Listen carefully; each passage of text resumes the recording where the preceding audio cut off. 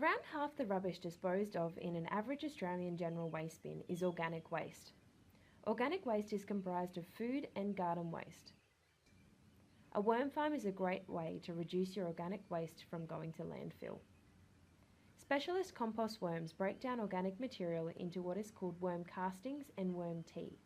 These are nutrient-rich, natural fertilisers which you can use in your garden.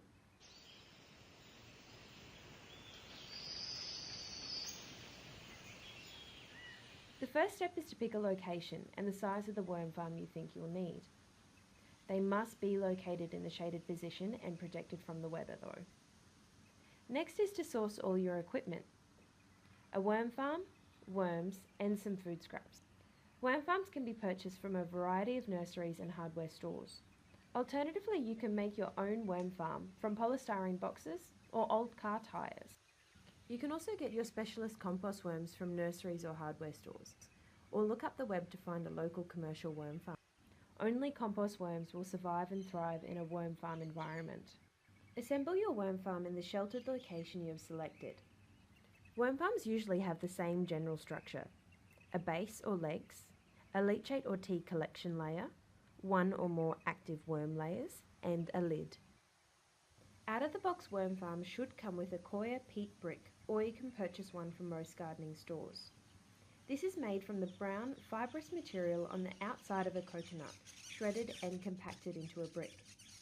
This needs to be soaked in a bucket of water and then squeezed of any excess and placed in the top layer of your worm farm. You are now ready to add your worms. For an average size worm farm, you will need between 500 and 1,000 worms. Cover them with a damp Hessian bag or newspaper to keep the worm farm damp, dark and cool. You may also start adding your food scraps straight away. Only add a little bit at a time to see how much they can eat, and as the population grows you can add more. Items you can add to your worm farm are fruit and vegetable scraps, coffee grounds, tea bags, eggshells, shredded paper, hair or animal fur, vacuum cleaner dust, and soaked or shredded cardboard. The smaller the materials are, the quicker the worms will get through it. Items that you can't add are meat, oil, dairy, onions, citrus, and no large amounts of bread.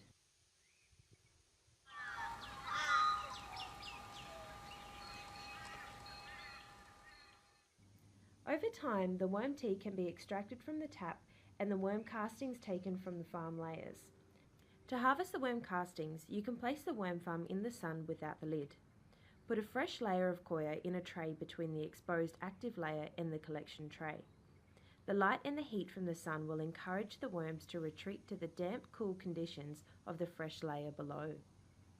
Start removing the castings from the exposed layer. Most of the worms should have burrowed below, but you may need to leave the farm in the sun for a little while longer.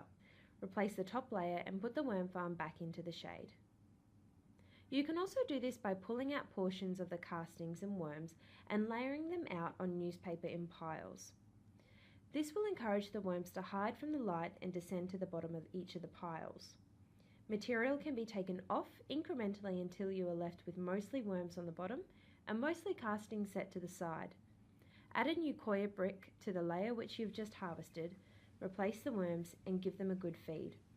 A few worms will be lost to the garden, but your populations will replenish quickly in the farm.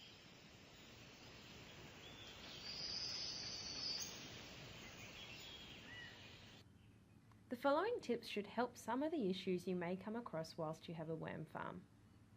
From time to time, you may find a few more friends in the worm farm than what you bargained for. If you have a lot of white mites in the worm farm, it may have become a bit acidic.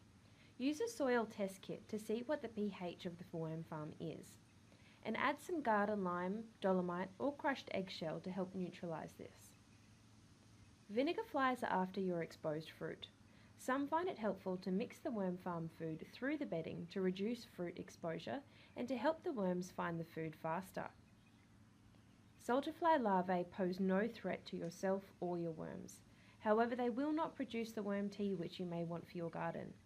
These guys like damp conditions, so try adding some dry material to your worm farm and reduce the food load for a couple of days. Ants can also be annoying when they get into the worm farm. Depending on how many there are in there, you may be able to solve the problem by putting some Vaseline on the base of the worm farm legs or increasing the moisture levels in the worm farm. Ants will not like the damper environment, but remember not to oversaturate the worms. Sometimes you may find it difficult to harvest the worm tea. This may be as simple as the tap being blocked, so harvest some of your castings and make sure the tap hole is clear of any obstructions. You may also not have enough moisture in the worm farm.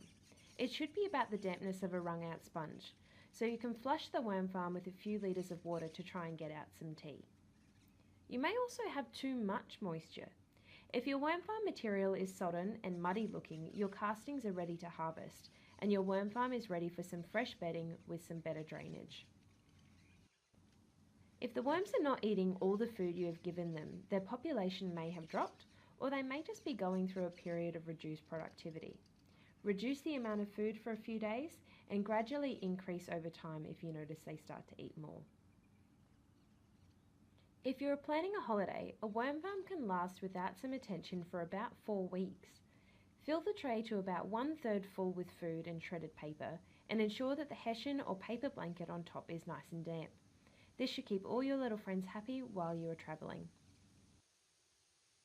If you'd like any more information on worm farming or would like to try composting, please visit the website for more information.